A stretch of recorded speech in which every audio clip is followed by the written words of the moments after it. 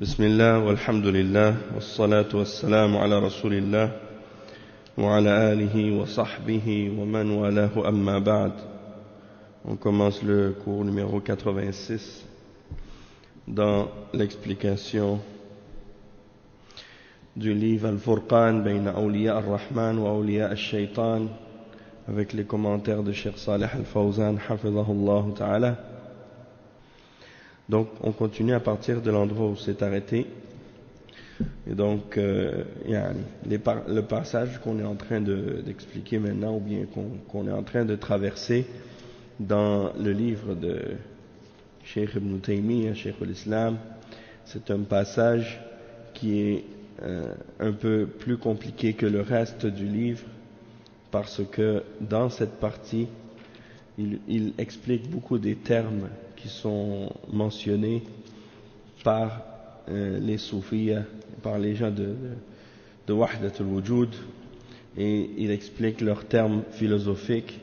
Donc à cause de ça, le passage est un peu compliqué, et tu vois clairement en lisant ces exemples-là et ces propos-là que le langage de ces gens, ce n'est pas le langage qu'utilisent les messagers et les prophètes, parce que le langage des prophètes et des messagers et le langage de la révélation, c'est toujours un langage qui est clair et simple. Mais lorsque tu arrives au langage de ces gens de bid'a, eh bien eux ils utilisent toujours un langage qui est très compliqué et très obscur. Et donc ça fait en sorte que la compréhension de leurs paroles est très très difficile, et c'est uniquement les gens qui sont initiés à leur langage qui peuvent vraiment les comprendre correctement. Ala kulli hal, Inch'Allah, heureusement que le Cheikh Al-Fawzan il a clarifié et simplifié un peu les significations de ces différents passages-là, ce qui fait que avec ses commentaires on arrive à disons clarifier et simplifier plus facilement les sens de ce que ces gens-là disent. Et l'important c'est juste de comprendre en fait que la base de ce qu'ils disent est faux, et que c'est basé sur les idées de Wahdatul Wujud et de kufr, et des bid'a, de toutes sortes d'égarements. Donc on continue maintenant. Le cheikh il dit وصاحبه الصدر القونوي يفرق بين المطلق والمعين لأنه كان أقرب إلى الفلسفة فلم يقر بأن المعدوم شيء، لكن جعل الحق هو الوجود المطلق، وصنف مفتاح غيب الجمع والوجود، وهذا القول أدخل في تعطيل الخالق وعدمه.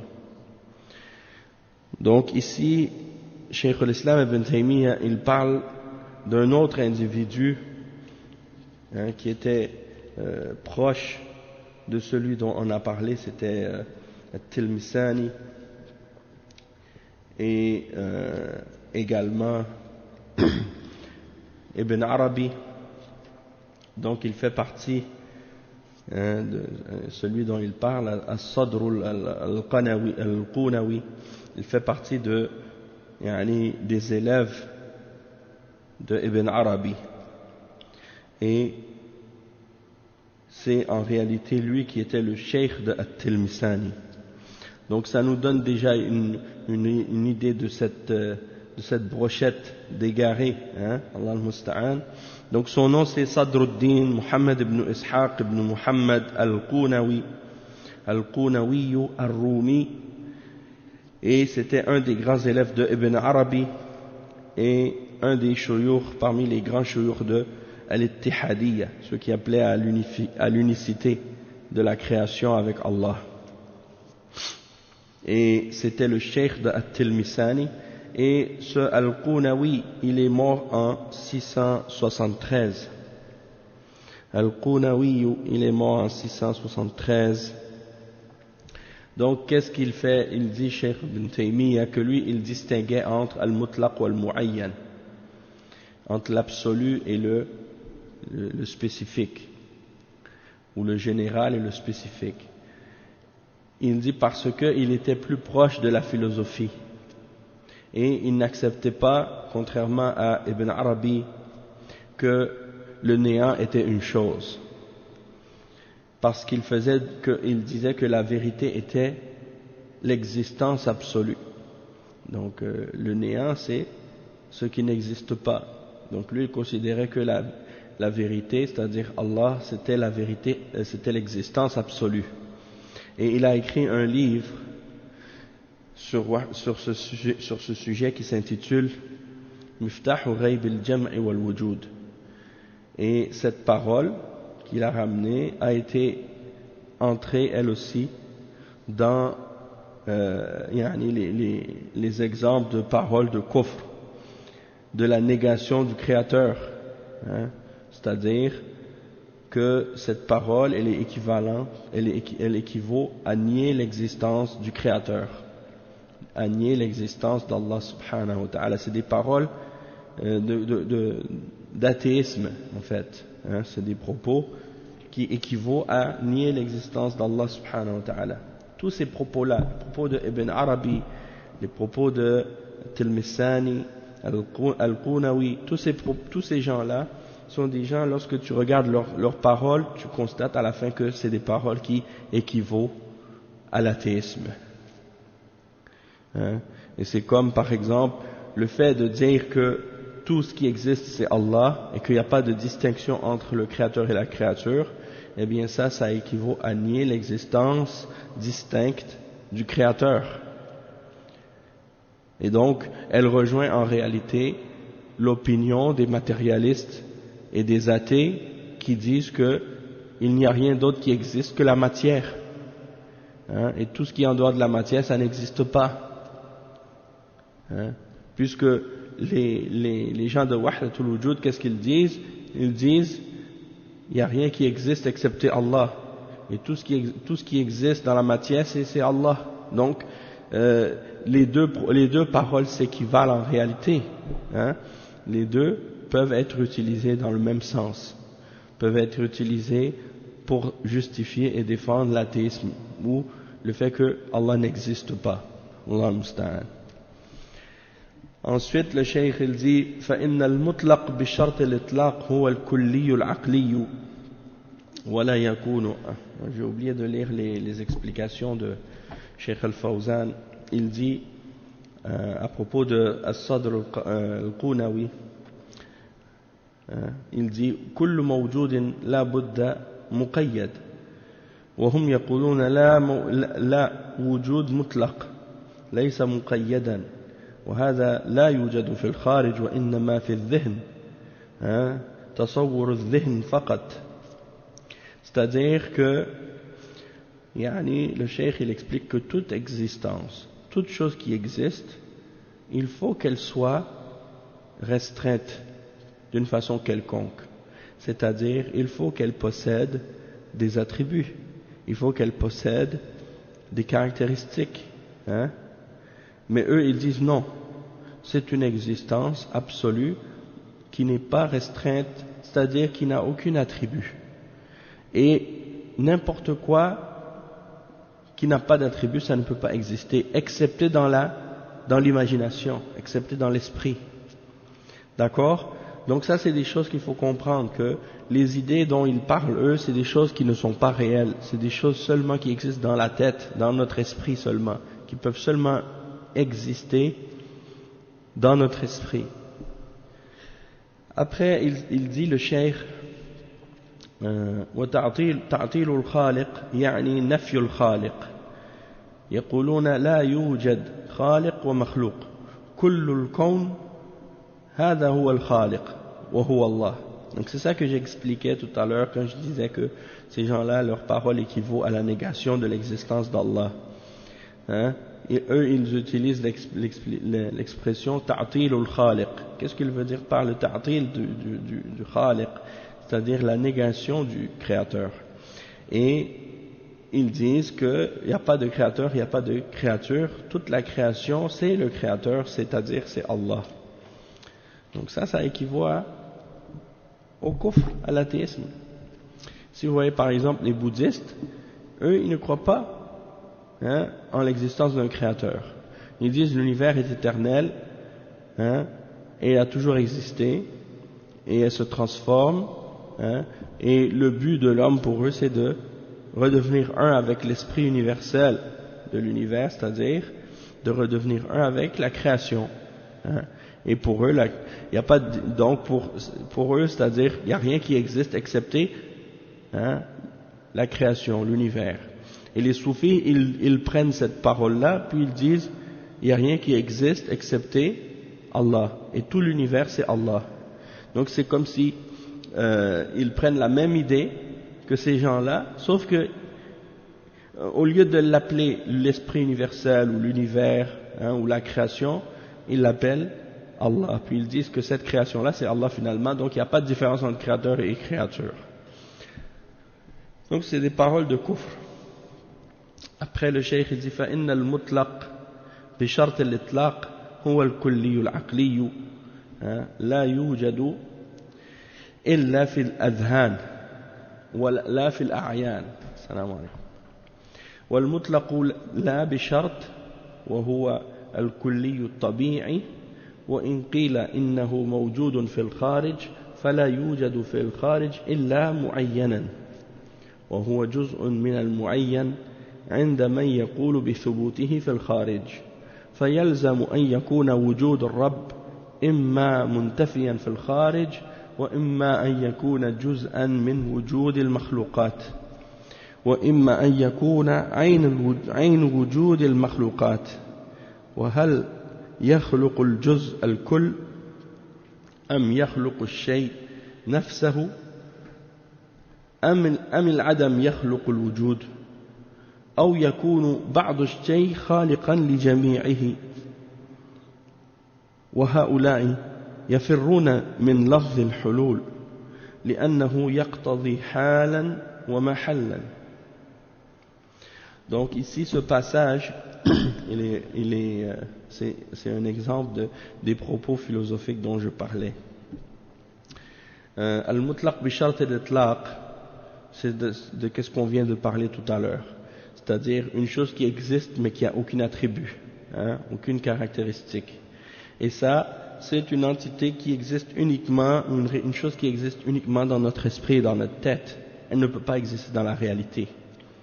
Et il dit, tandis que la chose absolue qui n'a pas de condition du tout, c'est-à-dire une entité naturelle, il dit ça peut exister à l'extérieur de notre esprit, mais si elle existe à l'extérieur de notre esprit, elle existe que de façon spécifique. Donc c'est une partie de ce qui est spécifique pour celui qui dit que ces choses-là existent à l'extérieur de notre esprit.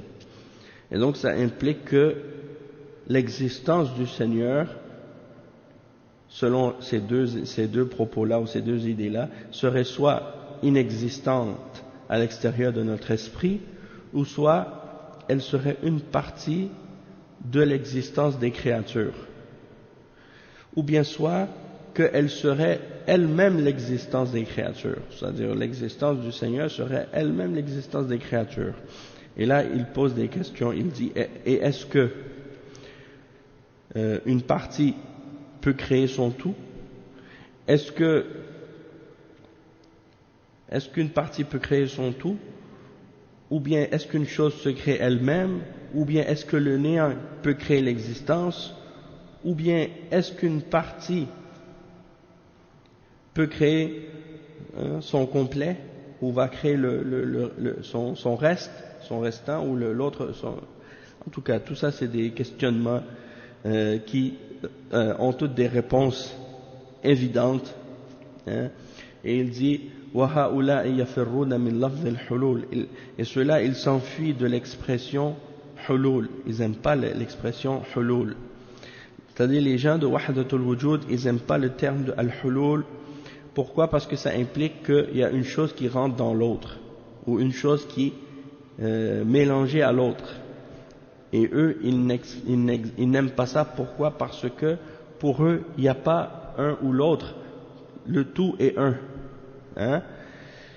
Donc ici, le Cheikh Al-Fawzan, il fait des explications sur qu'est-ce qu'on vient de lire. Et c'est vraiment, comme je vous avais dit, un peu compliqué. Il dit لا يكون في الخارج أبدا شيء موجود مطلق لا يمكن الموجود لازم له أوصاف تقيده فهم يقولون الله هو الوجود المطلق ليس له أسماء ولا صفات وهذا محال لا شيء في الكون يكون بدون أسماء ولا صفات أقل الأحوال يقال إنه موجود والوجود صفة. Donc il dit le cheikh, il n'y a rien qui existe dans la réalité, à l'extérieur de notre esprit, qui serait une existence absolue. Ça c'est pas possible. C'est-à-dire une existence, peu importe la chose, elle doit avoir des caractéristiques. Elle doit avoir des attributs, elle doit avoir des descriptions. Tandis que eux, ils disent Allah existe et c'est l'existence absolue, il n'a pas de nom ni d'attribut. Et ça c'est impossible. Il n'y a pas une chose qui existe dans la réalité et qui n'a pas de nom ou d'attribut. Et le moindre qu'on puisse dire, c'est que il existe, et ça en soi c'est un attribut aussi. Ensuite, le cheikh, il explique un autre point, comme il mentionne, Ibn Taymiyyah dans les questionnements qu'il mentionne, il dit soit que le Seigneur n'existe pas dans la réalité, à l'extérieur de notre esprit, ou soit qu'il est une partie de l'existence des créatures, ou soit il est l'existence des créatures elles-mêmes. Le cheikh il dit يعني لا في الوجود الأعيان يعني الوجود. Donc الوجود il dit لا في الوجود يعني لا في الوجود.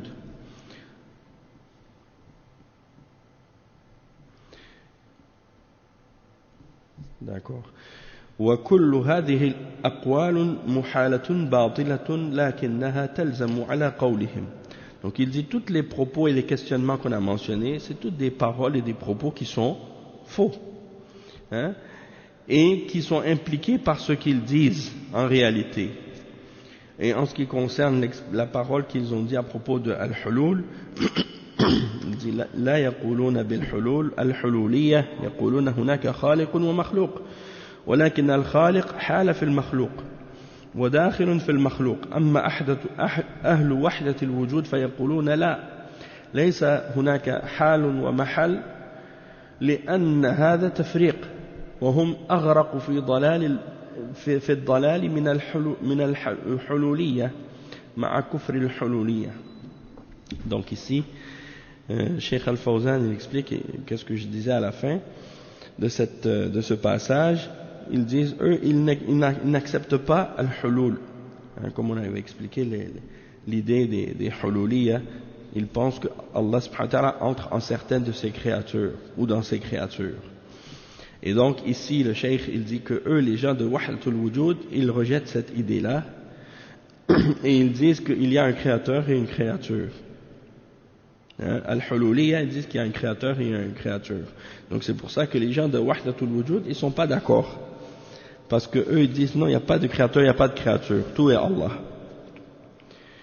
D'accord? Donc Cheikh Al-Fawzan il dit ici, donc Al-Hululiyya, ils disent qu'il y a un créateur, il y a une créature, mais le créateur entre dans la créature. Il est à l'intérieur des créatures. Tandis que les gens de Wahdatul Wujud, ils disent non, il n'y a pas de créateur qui rentre dans les créatures, parce que ça c'est une distinction. Donc eux ils sont encore plus noyés dans leurs égarements que les hululiyya, malgré que les hululiyya sont des kuffars aussi. Donc ils sont plus extrêmes dans leur idée que al-hululiyya. Il dit ومن لفظ الاتحاد, ومن لفظ الاتحاد. Donc c'est-à-dire que les gens de Wahdatul Wujud, ils s'enfuient du terme hulul et ils s'enfuient aussi du terme ittihad, l'unification. لأنه يقتضي شيئين اتحد أحدهما بالآخر وعند الوجود واحد. Donc c'est ça. Il rejette l'expression aussi de ittihad parce que ça implique qu'il y a deux choses et que les deux se soient réunis. Alors que pour eux, non, il n'y a pas deux choses, il y a une seule chose. Et Cheikh Al-Fawzan, il dit فَلَا يُقَالُ لَهُمْ أَهْلُ الاتحاد وإنما يقال أهل الوحدة.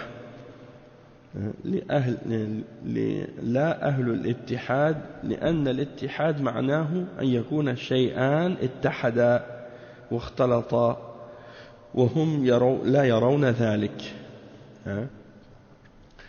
Donc ici il dit que on ne les appelle pas donc les gens de l'ittihad parce que l'ittihad c'est que deux choses qui se sont rassemblées pour devenir un, et qui se sont mélangées. Alors eux ils ne considèrent pas qu'il y a plusieurs choses, ils disent il n'y a qu'une seule chose qui existe. Donc ils rejettent cette expression-là ou ce terme-là. Ils disent ويقولون النصارى إنما كفروا لما خصصوا المسيح بأنه هو الله لو عمموا لما كفروا وكذلك يقولون في عباد الأصنام إنما أخطأوا لما عبدوا بعض المظاهر دون بعض فلو عبدوا الجميع لما أخطأوا عندهم الله المستعان. Donc ils disent les chrétiens sont uniquement devenus des kuffars lorsqu'ils ont spécifié que le Messie c'était lui qui était Allah. Mais s'ils avaient généralisé l'existence d'Allah à toutes les créatures, ils n'auraient pas mécru selon eux. Et de même que les idolâtres, ceux qui adorent des idoles, ils disent ils ont fait l'erreur d'adorer certaines apparences en dehors d'autres. Mais s'ils avaient adoré toutes les apparences, ils n'auraient pas fait d'erreur selon eux. Et donc le Cheikh Al-Fawzan il explique ça, il dit النصارى كفروا لأنهم خصصوا المسيح بأنه الله مع أن المسيح والله شيء واحد عندهم ما يقال هذا الله وهذا المسيح لأن الكون كله واحد.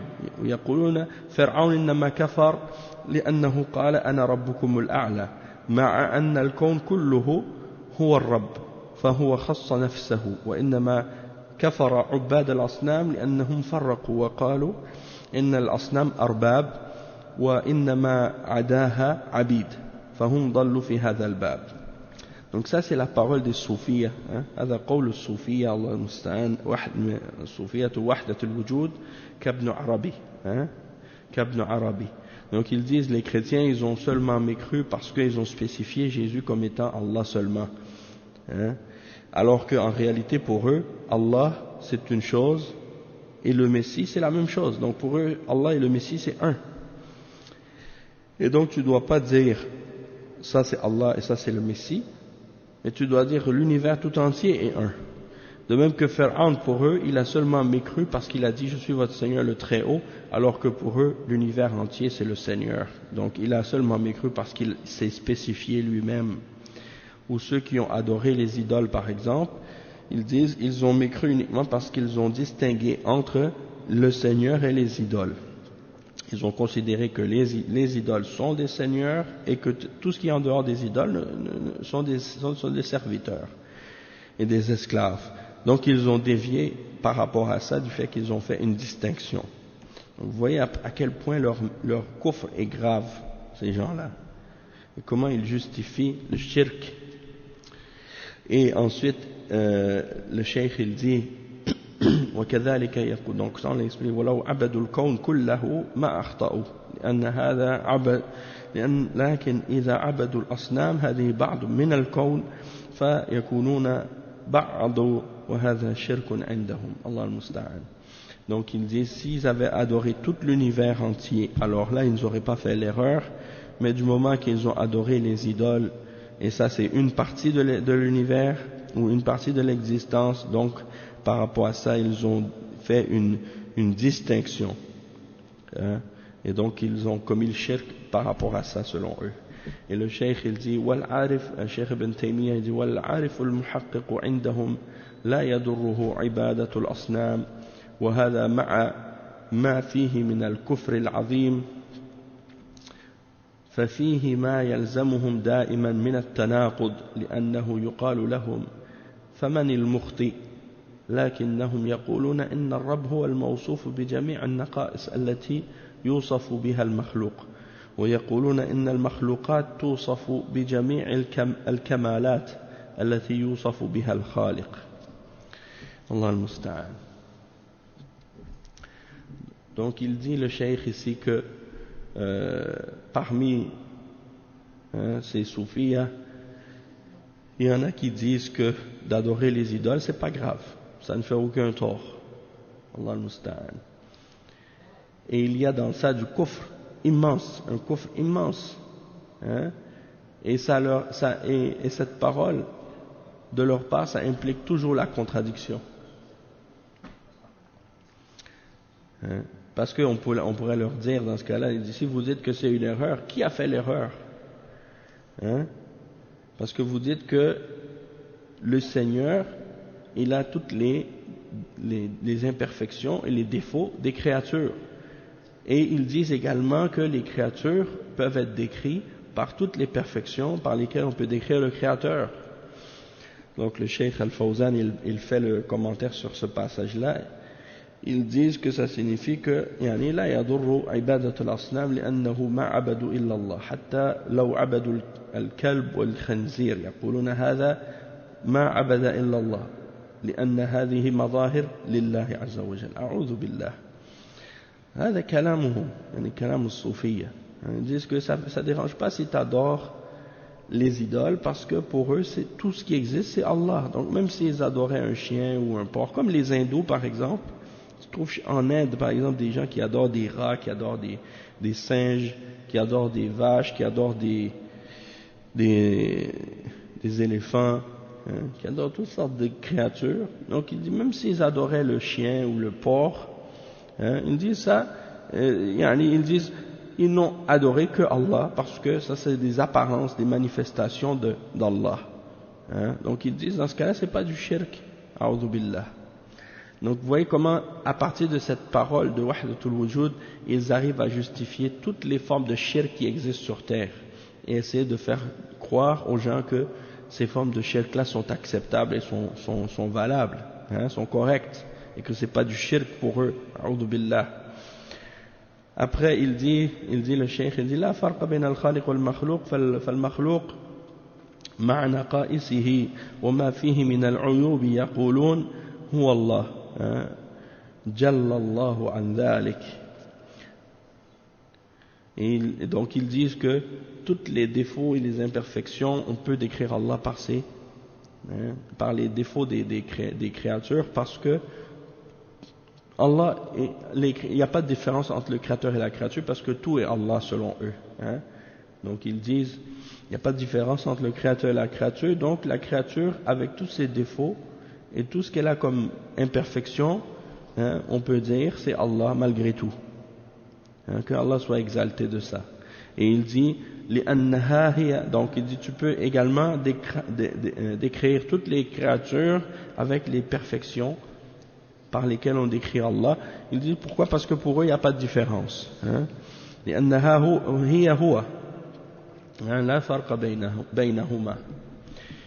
Ensuite Cheikh al-Islam ibn Taymiyyah il continue son explication. Il dit وَيَقُولُونَ مَا قَالَهُ صَاحِبُ الْفُصُوصِ فَالْعَلِيُّ لِنَفْسِهِ هُوَ الَّذِي يَكُونُ لَهُ الْكَمَالُ الَّذِي يَسْتَوْعِبُ بِهِ جَمِيعَ النُّعُوتِ الوجودية والنسب العدمية سواء كانت محمودة عرفا أو عقلا أو شرعا أو مذمومة عرفا وعقلا وشرعا وليس ذلك إلا لمسمى الله خاصة وهم مع كفرهم هذا لا يندفع عنهم التناقض فإنه معلوم بالحس والعقل أن هذا ليس هو ذاك. Donc ici l'auteur du livre Al-Fusus, c'est-à-dire Ibn Arabi, As-Soufi Ad-Dal Al-Zindiq, il dit Al-Ali لنفسه هو الذي يكون له الكمال الذي يستوعب به جميع النعوت الوجودية والنسب العدمية سواء كانت محمودة. Donc il dit que le très haut, en parlant d'Allah subhanahu wa ta'ala, celui qui est très haut par lui-même, c'est lui qui possède toutes les perfections, qui comprend tous les attributs et les descriptions de l'existence et de la non-existence, peu importe que ce soit louable selon la tradition, la raison ou la révélation, Allah al-Musta'an, et ça c'est seulement spécifique à l'appellation de Allah en particulier. Et qu'est-ce qu'il dit Cheikh Al-Fawzan à propos de ce point-là, ou de cette partie-là? Il dit كل هذه ضلالات وإلحاد ولكن الشيخ رحمه الله يريد أن يسد عليهم الطريق من كل النواحي ويبطل رأيهم مع أنه باطل في البداية، لكن هؤلاء لما كان لهم وجود ويوصفون بالعباد والعلماء وأصحاب الأفكار، كان لا بد أن الشيخ يبين ضلالهم ويبين تناقضاتهم، لأنهم لو تركوا لموهوا على الناس. Donc ici le cheikh il explique, il dit tous ces égarements et ces formes de mécréance, tout ce qu'il dit c'est des paroles d'égarement et des paroles d'ilhad, mais il dit le cheikh il veut complètement leur fermer toutes les portes de tous les côtés et détruire complètement leur opinion et leur position, parce c'est évident que qu'est-ce qu'ils disent c'est faux, mais étant donné que ces gens-là existent, étant donné qu'ils ont une existence et que certaines personnes les décrivent comme étant des bil-ubbad, des adorateurs, ou bien des ulama, ou des gens qui ont des idées, des idéologues, comme ils les appellent, eh bien le cheikh il voulait clarifier leur égarement. Pourquoi? Parce qu'il y a certaines personnes qui les respectent, qui leur donnent de l'importance. Donc cheikh il veut les détruire, il veut montrer leur fausseté, et avertir les gens contre leur égarement. Il veut montrer leurs contradictions, parce que si on les laisse, ils vont mélanger les gens dans leur religion. Et le cheikh il dit وهم مع كفرهم هذا لا يندفع عنهم التناقض فإنه معلوم بالحس والعقل أن هذا ليس هو ذاك. Donc le cheikh dit ما زال الكلام في مناقشة الشيخ رحمه الله لأهل وحدة الوجود، فيقول لهم إن مذهبهم يخالف الحس والعقل كما هو مخالف للشرع، فمعلوم انقسام الكون إلى خالق ومخلوق، ومخلوقات أيضا مختلفة، فليس الكلب هو الفيل وليس الخنزير هو الشاة والعنزة، كل شيء مختلف عن الآخر، فكيف يقال الكون شيء واحد لا ينقسم؟ وهذا هو التوحيد، معلوم أن هذا غير ذاك في كل شيء، أولا الخالق والمخلوق، وثانيا المخلوقات لا شك أنها مختلفة ومتفاوتة وليست شيئا واحدا، فلا يقبل هذا عقل من عقول البشر، ولكن الضلال والعياذ بالله إذا أخذ بعقول الناس جاءوا بالغرائب، ولا ينفون من أنهم يخالفون العقول والفطر، فضلا عن أنهم يخالفون الشرائع والوحي المنزل، فهذا كفر ما بعده كفر أهل وحدة الوجود ليس بعده كفر، hum akfaru ahli al-ard. Donc le cheikh il dit, et il est toujours en train de débattre et d'argumenter contre les gens de Wahdatul Wujud, c'est-à-dire Cheikh al-Islam Ibn Taymiyyah, il continue à montrer leur fausseté et à débattre avec leurs idées. Et il dit donc que leur position et leur croyance, elle contredit la raison et elle contredit également les sens. Et ça c'est sans parler du fait qu'elle contredit la révélation aussi. Et il dit, on sait très bien que l'existence et l'univers se divisent en créateur et créature. Il y a le créateur et il y a les créatures. Et les créatures, entre elles, elles sont différentes aussi. Il dit par exemple, le chien, c'est pas l'éléphant. Et le porc, c'est pas le mouton. Donc, c'est pas le mouton, c'est pas le bélier, c'est pas le bouc. Donc, toutes les créatures sont différentes les unes des autres. Alors, comment pourrait-on dire que l'univers est une chose unique qui ne se divise pas, qui ne se distingue pas? Donc, le cheikh, ils disent que c'est ça. Eux, ils disent que c'est ça le tawhid, que tu vois que tout ce qui existe ne se divise pas et ne se sépare pas. Et il dit que donc on sait très bien que les choses sont différentes. Dans toutes les choses, il y a des différences. Premièrement, entre le créateur et la créature, et deuxièmement, entre les créatures elles-mêmes. Il n'y a pas de doute qu'elles sont différentes, il n'y a pas de doute qu'elles sont divergentes, il n'y a pas de doute qu'elles ne sont pas toutes égales, et qu'elles ne sont pas une chose unique. Donc la raison, il n'y a pas une raison parmi les raisons de l'être humain qui peut accepter de dire que tout ce qui existe c'est la même chose et que tout est un. Mais malheureusement l'égarement, Allah musta'an, que Allah nous en préserve, c'est ce qui prend, lorsque l'égarement prend la raison des hommes, elle peut ramener des choses les plus étranges. Et en plus, c'est ça qui est le plus incroyable, c'est que ces gens-là, ils ne nient pas non plus que ce qu'ils disent contredit la raison, contredit la fitra, sans mentionner même encore le fait que ça contredit non seulement la raison et la nature saine de la croyance de l'être humain, mais en plus de ça, ça contredit même on n'a même pas besoin de mentionner que ça contredit la révélation aussi, et les législations que Allah a révélées. Et donc il dit que leur parole c'est donc une parole de kufr, après laquelle il n'y a plus de kufr. Donc la croyance des gens de Wahdatul Wujud, il n'y a plus de kufr après cette parole-là, c'est les gens les plus mécréants sur terre. Il n'y a pas de gens qui ont une croyance plus grave et plus égarée que la croyance des gens de Wahdatul Wujud.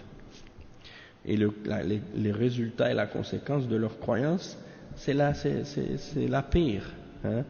Et le cheikh dit وَهَؤُلَاء يقولون ما كان يقوله التلمساني إذا ثبت عندنا في الكشف ما يناقض صريح العقل يقولون ما أراد التحقيق يعني تحقيقهم فليترك العقل والشرع من أراد التحقيق يعني تحقيقهم فليترك العقل والشرع. Allah al-Musta'an. Donc il dit, ces gens-là, ils disent comme le disait At-Tilmisani, si quelque chose a été affirmé chez nous par le dévoilement, ou bien qu'est-ce qu'ils appellent al-kashf, et que cette chose-là nous a été confirmée par le kashf, le dévoilement, eh bien dans ce cas-là, ça contredit ce qui est explicitement rationnel. Et ils disent, celui qui veut arriver à la concrétisation et à la réalisation de la réalité des choses, selon leur idée à eux, eh bien il doit abandonner la raison et la révélation. Ça c'est ce qu'ils disent. Donc il ne faut pas s'étonner par la suite que les propos et les idées qu'ils ramènent sont en contradiction avec la religion et la révélation, et la raison aussi.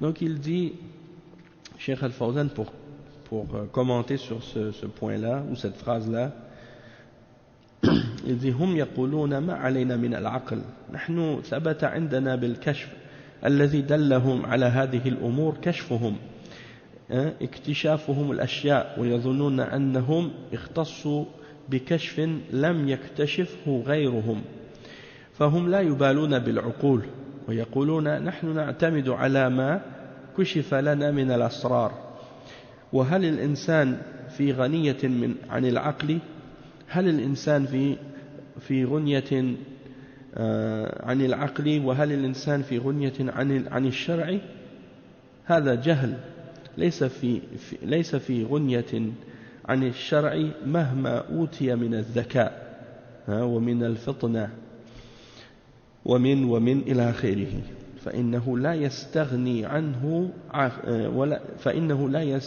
عن عقله ولا يستغني عن الشرع المنزل. Donc il dit, eux ces gens-là ils disent on n'a pas besoin de la raison parce que nous qu'est-ce qu'on a découvert, qu'est-ce qui est confirmé pour nous, c'est établi par al-kashf, c'est-à-dire c'est des choses qui nous ont été dévoilées de façon particulière. Et donc tout ce qu'on a comme idée ou comme croyance, ça nous a été manifesté par des dévoilements ou des choses qu'on a vues, soit par des rêves ou soit par des inspirations qu'ils ont eues du shaitan, Allah musta'an. Donc ils pensent que qu'est-ce qu'on leur a fait découvrir, eh bien personne d'autre que eux l'ont découvert. Et donc c'est pour ça qu'ils ne tiennent aucun compte ni de la raison ni de la révélation. Ils disent nous on se base sur les secrets qu'on nous a dévoilés. Et le cheikh il pose la question, et est-ce que l'être humain peut se passer de la raison? Et est-ce qu'il peut se passer de la révélation? Il dit ça c'est de l'ignorance. On a tous, il n'y a personne qui peut se passer de la révélation. Peu importe l'intelligence qu'il a, peu importe la raison qu'il a. Il ne peut pas se passer de la raison ni de la révélation. Il dit, à propos de la parole de l'autre parole qu'il a dit à propos du tahqiq, que celui qui veut le tahqiq, il doit laisser la raison et la révélation. Wa alaykum salam wa rahmatullah. Il dit, هم يقولون من أراد التحقيق الذي هو تحقيقهم فليترك العقل وليترك الشرع إذا ماذا بقي؟ إذا ترك العقل ترك الشرع وترك الشرع فماذا تكون نهايته؟ تكون أحط من المجانين. فكيف يرضى إنسان أن يصل إلى هذه الدرجة أن يلغي العقل ويلغي الشرع ويقول هذا هو التحقيق؟ أما العقل فلا يوجد تحقيق والشرع ليس هناك تحقيق، هذا منتهى الضلال. يقول هذا هو التحقيق، أما العقل فلا يوجد تحقيق والشرع ليس هناك تحقيق وهذا منتهى الضلال.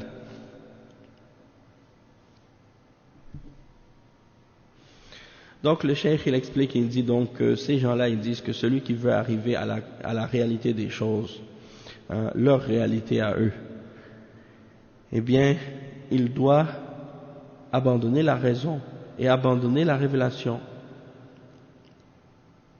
Pourquoi? Parce que le cheikh dit dans ce cas-là, si on doit laisser la raison et la révélation, qu'est-ce qui reste? Il ne reste plus rien après. Et donc il dit, donc si on abandonne la raison et qu'on abandonne la révélation, celui qui abandonne ces deux choses-là, qu'est-ce que ça va être quoi sa fin? Ça va être quoi sa conclusion? Il va être plus bas que les fous, que les gens qui ont perdu la tête. Et comment un être humain pourrait-il être satisfait d'arriver à ce degré-là? D'annuler sa raison, d'annuler la révélation, de laisser ça de côté, puis de dire il n'y a pas de réalité dans ça. La réalité, elle n'est pas ni dans la raison hein, il n'y a pas de réalité ni dans la raison ni dans la révélation. Wal'iyadu billah. Donc ça c'est l'extrême de l'égarement. Et ensuite il explique, le Cheikh Ibn Taymiyyah, il dit وَقَدْ قُلْتُ لِمَنْ خَاطَبْتُهُ مِنْهُمْ وَمَعْلُومٌ أَنَّ كَشْفَ الْأَنْبِيَاءِ أَعْظَمُ وَأَتَمُّ مِنْ كَشْفِ غَيْرِهِمْ. Le pire c'est que c'est ça, c'est Ibn Taymiyyah, il connaissait ces gens-là, c'est-à-dire il en a connu parmi les gens qui avaient ces idées-là, il leur a parlé, wa alaykoum salam, il les a rencontrés, il leur a parlé. Hein? C'est pas des choses. Il y a beaucoup de musulmans qui pensent que il y a pas de musulmans qui pensent, ou il n'y a pas des gens qui ont ces idées-là, les idées de ces soufis. Ils pensent que ça n'existe pas aujourd'hui, mais la réalité c'est que oui, il y en a des gens aujourd'hui qui existent parmi les soufis et qui ont ces croyances-là aujourd'hui et qui appellent même à ces idées-là aujourd'hui. Comme Ibn Taymiyyah, il les a rencontrés, il les a connus à son époque. Et il les a réfutés. Et donc il dit, j'ai dit à certains d'entre eux, à qui j'ai parlé d'entre eux, hein, on sait très bien que le kashf des prophètes est plus grand et plus parfait que le kashf des autres. Hein? Et donc, quand on veut dire par rapport au kashf, par exemple les songes ou les visions ou les rêves, hein, des prophètes, ils sont plus complets. Ils sont plus parfaits que ceux des autres qui peuvent venir après eux, bien entendu. Et le Cheikh Al-Fawzan, il dit ما يكشفه الله للأنبياء مما لا يكشفه لغيرهم وما يختصهم به من الغيب الذي لا يعلمه غيرهم الذي أعطاهم الله عالم الغيب فلا يظهر على غيبه أحدا إلا من ارتضى من رسول فقد يطلع الله رسوله على شيء من الغيب لمصلحة البشر فليس هناك كشف أعظم مما أوتيه الأنبياء عليهم الصلاة والسلام ولكن هؤلاء يقولون نحن نفوق الأنبياء ونحن أفهم من الأنبياء بل بعضهم كما سبق يقول الأنبياء يأخذون منا فإذا وصل الأمر بالإنسان إلى هذا الحد فلا فائدة من مخاطبته لأنه لا يريد الحق والذي لا يريد الحق مهما جادلته ومهما أقمت له من البراهين والأدلة فلن يقتنع ولن يقبل أرأيت من اتخذ إلهه هواه أفأنت تكون عليه وكيلا أم تحسب أن أكثرهم يسمعون أو يعقلون إنهم إلا كالأنعام بل هم أضل سبيلا لا يسمعون للشرع ولا يعقلون في عقولهم إنهم إلا كالأنعام بل هم أضل سبيلا فالأنعام تدرك مصالحها وتدرك ما تقوم به حياتها أما هؤلاء فقد هبطوا عن مستوى الأنعام السائمة بل هم أضل سبيلا. Donc le cheikh il dit ce que Allah subhanahu wa ta'ala dévoile aux prophètes, hein, de ce qu'il ne dévoile à personne d'autre que eux, et ce par quoi Allah subhanahu wa ta'ala leur a fait voir des choses de l'invisible en particulier. Il n'y a personne d'autre que les prophètes qui le connaissent, et celui, hein, qui leur a donné cette connaissance du ghaib, c'est Allah subhanahu wa ta'ala, hein? C'est-à-dire Allah leur a permis de comprendre ou de connaître certaines parties de l'invisible, hein, et non pas l'invisible en entier. Et comme il cite ici le verset 26 et 27 dans Surat al-Jinn, dans lesquels Allah subhanahu wa ta'ala dit c'est lui le connaisseur de l'invisible, c'est-à-dire Allah, et il ne laisse connaître à personne son ghaib, hein, l'invisible, il ne laisse connaître à personne excepté ceux qu'il a agréés, hein, ou celui qu'il a agréé parmi ses messagers. Et le cheikh il dit donc Allah subhanahu wa ta'ala peut faire connaître à son messager certaines choses de l'invisible, certaines choses de l'avenir, certaines choses de ce qui est caché pour le bienfait de l'humanité. Et il dit que il n'y a donc rien de ce qui peut être dévoilé à certaines personnes de plus grand que ce qui a été dévoilé aux prophètes. Donc il n'y a personne qui a pu avoir un kashf ou un dévoilement d'une réalité ou d'un ghaib quelconque plus grand que celui que les prophètes ont reçu. Mais ces gens-là, parmi les gens de Wahdatul Wujud, ils disent, nous, on est au-dessus des prophètes. On comprend mieux que les prophètes. Et certains, comme on l'a déjà mentionné dans les cours précédents, ils vont plus loin que ça et ils disent, les prophètes prennent de nous. C'est nous qui leur avons donné la connaissance, Allah musta'an. Donc quand quelqu'un arrive à ce degré d'égarement-là, eh bien, il dit, ça sert plus à rien de lui parler, parce qu'il ne veut pas la vérité. Celui qui veut la vérité, celui qui ne veut pas la vérité, peu importe comment tu débats avec lui, peu importe comment tu argumentes avec lui, peu importe comment tu parles avec lui, peu importe même comment tu as établi les preuves et les arguments contre lui, il ne va jamais être convaincu, il ne va jamais accepter ce que tu lui dis. Et le cheikh, il cite les versets dans Surat Al-Furqan, versets 43 et 44 dans Surat Al-Furqan, lorsque Allah subhanahu wa ta'ala dit, n'as-tu pas vu celui qui a pris sa passion pour sa divinité? Est-ce que tu seras pour lui un garant? Est-ce que tu penses que la plupart d'entre eux entendent ou raisonnent? Ils ne sont que comme des bêtes, mais même qu'ils sont plus égarés encore. Donc ils n'écoutent pas la révélation et ils ne réfléchissent pas avec leur raison. Ils ne sont que comme des bêtes, comme des bestiaux, comme des animaux en réalité, même qu'ils sont plus égarés encore.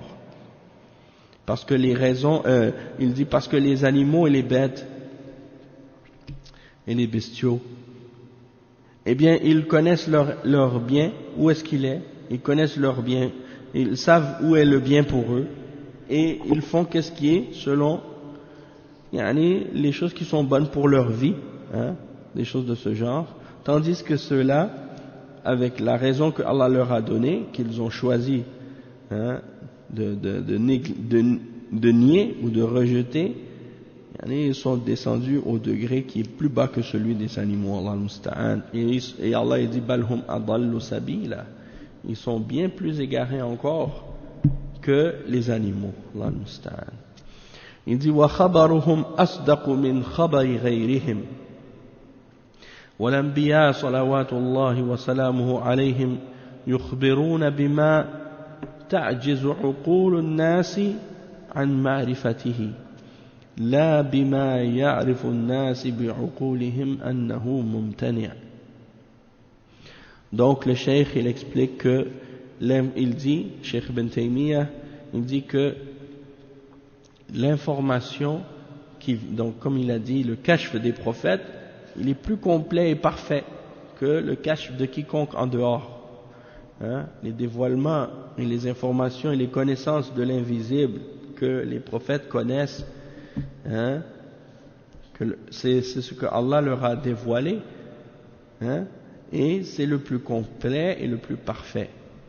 Et ainsi que les informations de ce qu'ils reçoivent et de ce qu'ils disent, c'est plus véridique que toute autre information de quiconque autre que eux.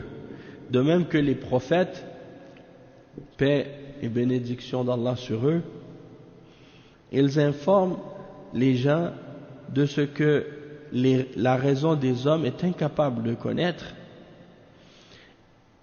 et non pas de ce que la raison ne peut pas accepter. Là, bima ya'rifu an-nas, c'est-à-dire il informe les gens de ce que la raison n'est pas capable de connaître par elle-même, mais non pas de ce que les gens savent par leur raison que ces choses-là sont impossibles. Donc ils informent les gens de ce que la raison ne peut pas connaître par elle-même, mais non pas de ce que la raison ne peut pas accepter. C'est-à-dire ils n'informent pas les gens de choses que la raison ne peut pas accepter, dans le sens qu'elle soit illogique, par exemple. Et le cheikh, il dit donc, c'est ça qu'il explique ici, il dit que ce que les prophètes nous donnent comme information, la raison de l'homme, elle n'est pas capable de le découvrir par elle-même. C'est-à-dire, il n'est pas capable, l'être humain, de découvrir ces choses-là par sa raison seulement.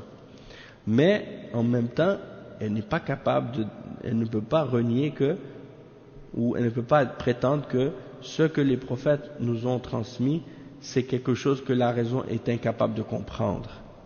Parce que la raison est capable de le comprendre, dans le sens que c'est quelque chose qui est censé.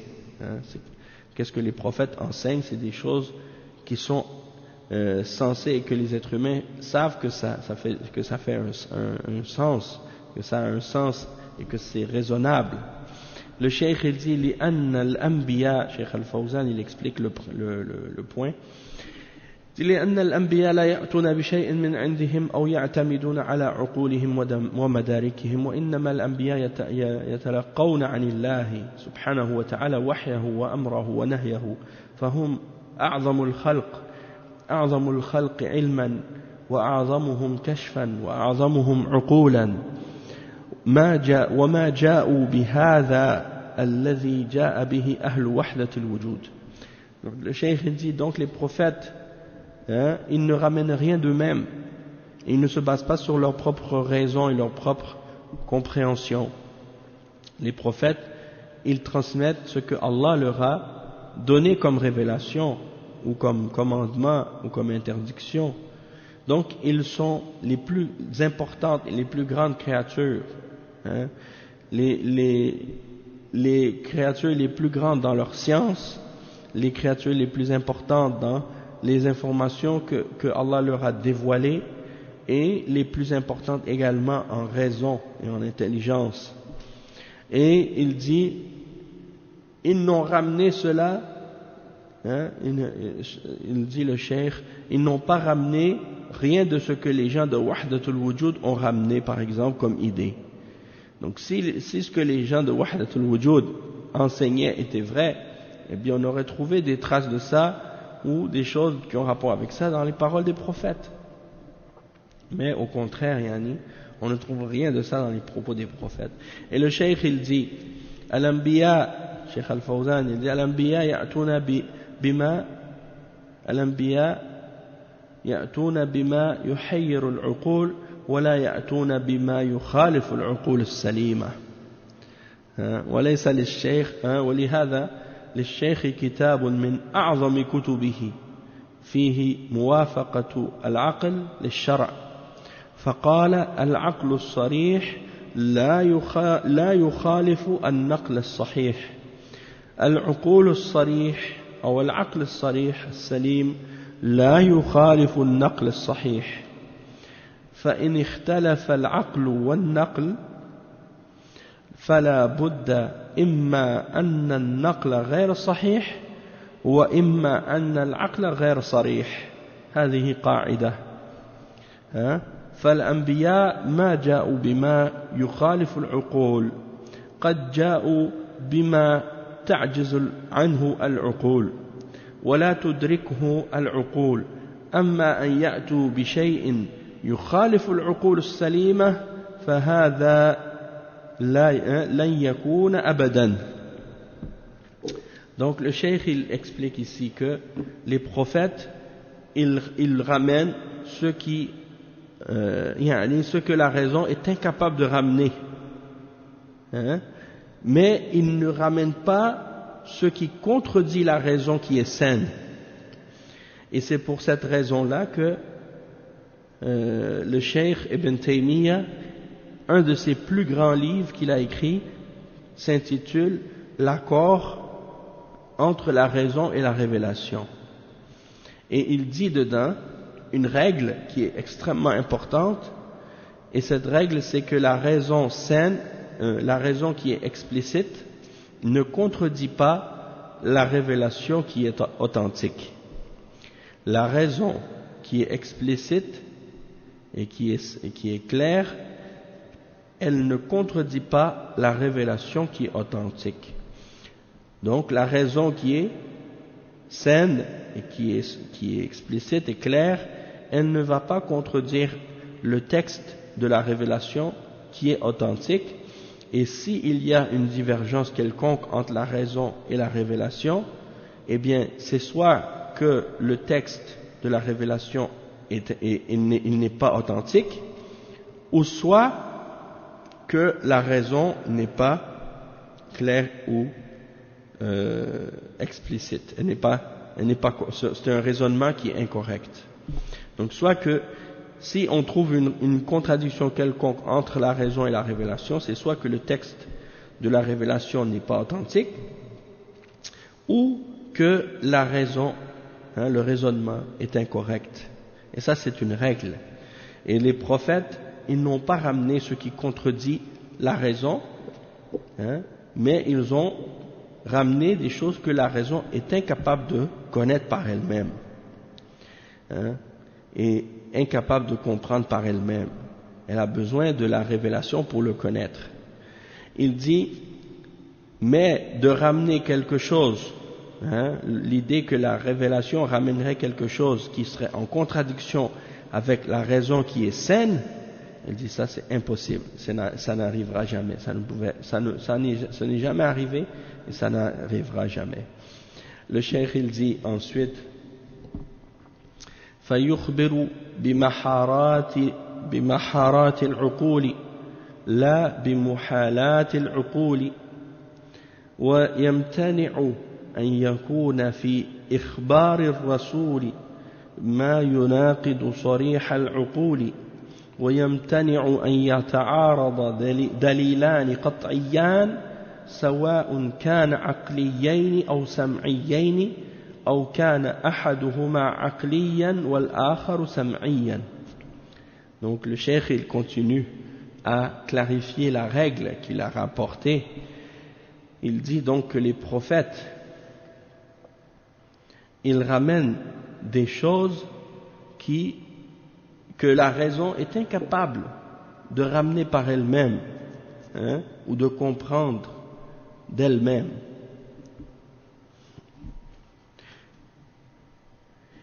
Et il dit, mais il est impossible qu'il y ait dans les informations que les messagers nous ont transmis ce qui contredit la raison saine et explicite. Et il dit, et il est impossible de la même manière aussi que deux preuves certaines se contredisent et s'opposent. Peu importe que ces deux preuves soient rationnelles, deux preuves qui soient rationnelles elles-mêmes, ou deux preuves qui soient de la révélation, qui se contredisent. Ça c'est impossible. Et il dit, ou bien que ces deux preuves soient une de la révélation et une de la raison. Donc ça c'est une règle extrêmement importante.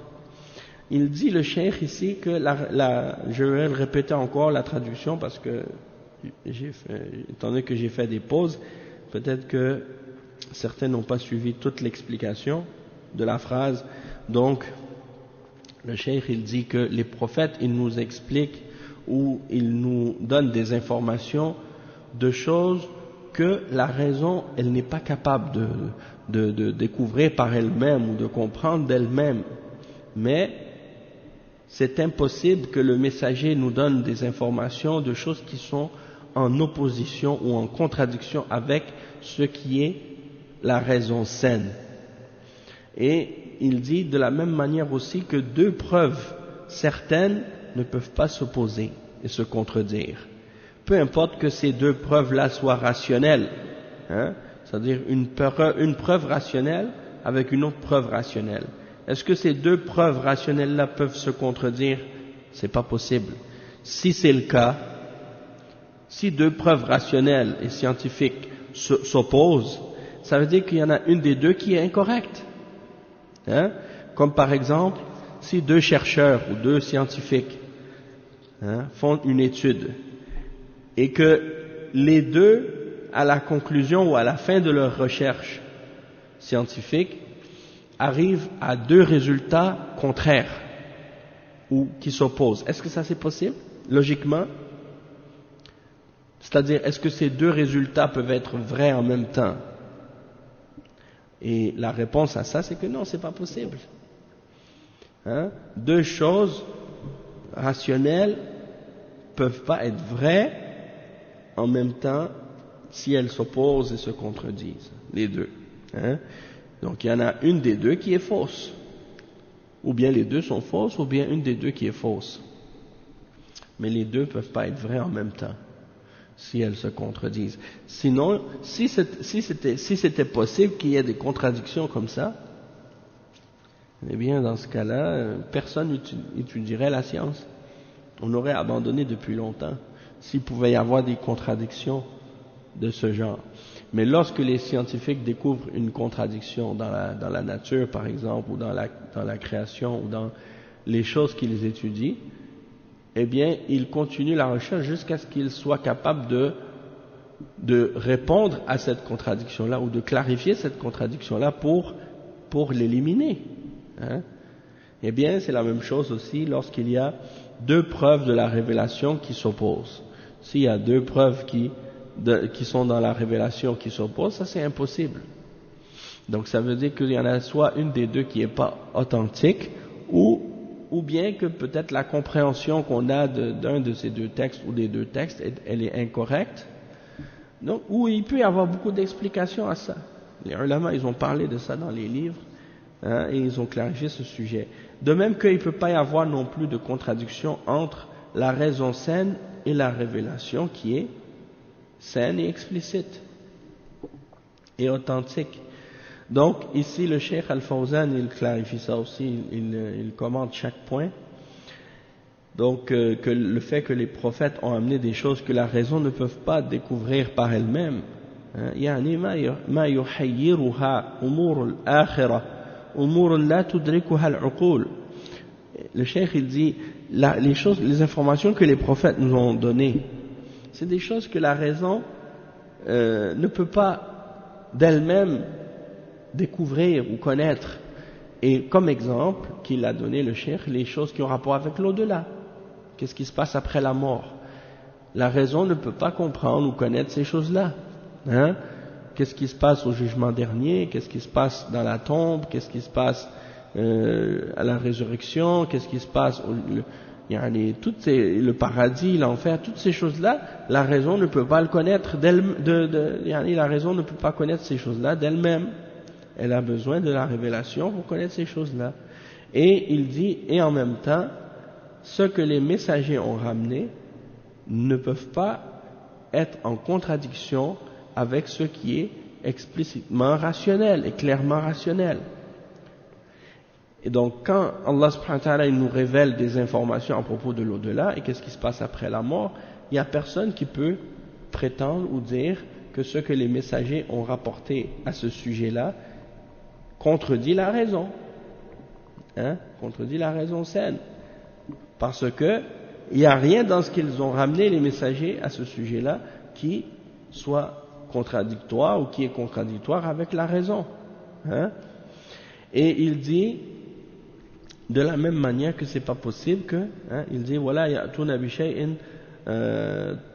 la tujizuhu al-uqul walakin ya'tuna bi shay'in tatahayyaru fihi al-uqul لأن العقول مخلوقة قاصرة لا تدرك كل شيء.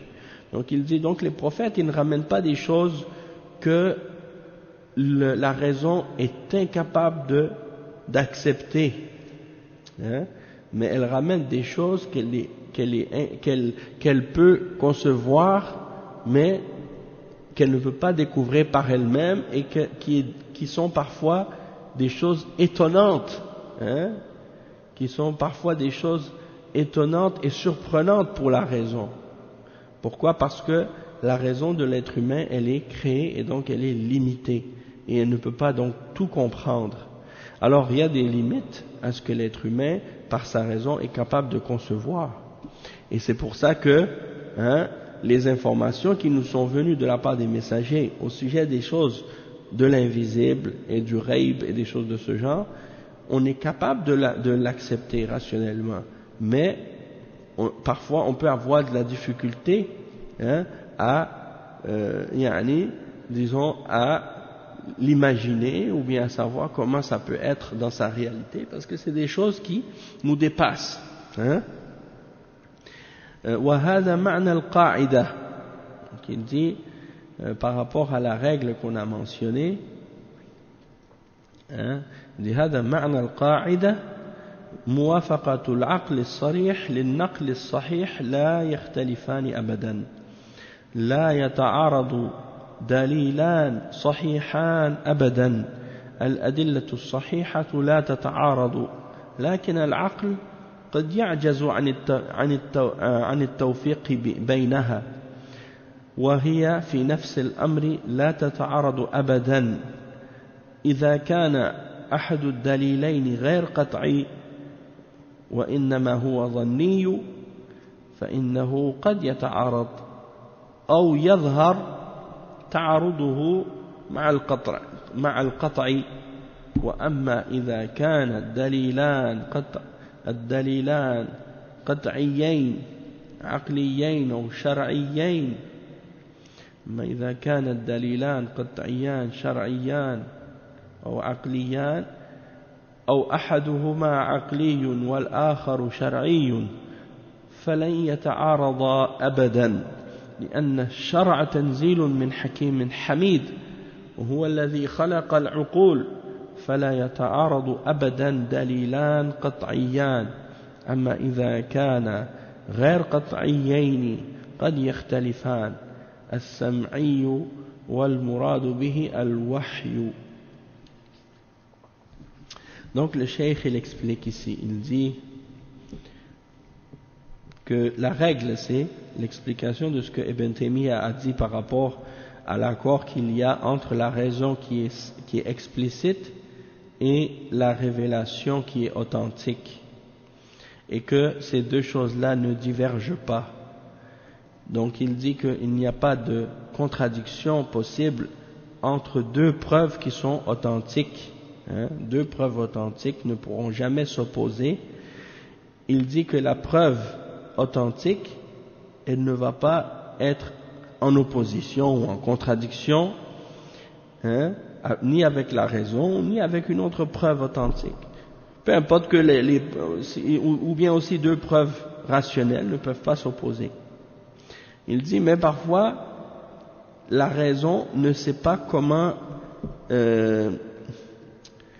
réconcilier ces deux positions-là et réunir ces deux opinions-là ou ces deux preuves-là entre elles. Et en réalité, elles ne s'opposent pas. Mais peut-être que l'une des deux preuves n'est pas certaine.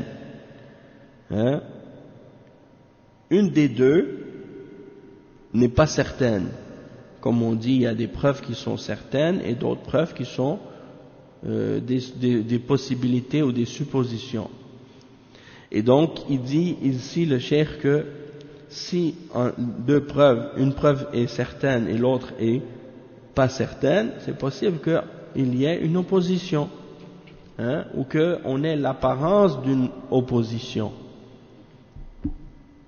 Mais deux preuves qui sont toutes les deux certaines, que ce soit deux preuves rationnelles ou deux preuves révélées, ou bien que ce soit une des deux qui soit révélée et l'autre qui soit rationnelle, il dit, si les deux sont certaines, elles ne peuvent pas s'opposer.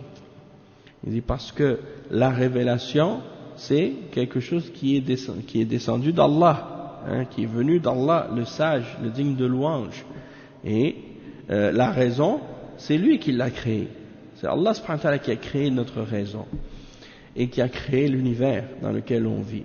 Et donc il ne peut pas y avoir de contradiction entre ce qu'il a révélé et ce qu'il a établi comme principe et comme règle rationnelle dans la raison. Et donc s'il y a deux textes ou deux preuves qui ne sont pas certaines, oui, elles peuvent diverger. Mais par contre, si les deux sont certaines, là, c'est pas possible qu'elles divergent. Et il dit le cheikh as-sam'i, qu'est-ce qu'on veut dire par as-sam'i? As-sam' c'est la révélation. Et an-naql, c'est la révélation aussi. An-naql wa as-sam', les deux ça veut dire la révélation ou bien qu'est-ce qui a été transmis par les messagers. Ensuite, il dit وكيف بمن ادعى كشفا يناقض صريح العقل والشرع صريح الشرع والعقل هؤلاء قد لا يتعمدون الكذب لكن يخيل لهم أشياء تكون في نفوسهم ويظنونها في الخارج. Donc on va s'arrêter ici pour aujourd'hui, Inch'Allah. Puis ce passage-là, on l'expliquera la prochaine fois au prochain cours. Donc, alhamdulillah, on a, je pense, je pense qu'on a réussi à passer la partie, ou une des parties les plus difficiles du livre, et le reste, donc qu'est-ce qui nous reste ensuite à expliquer?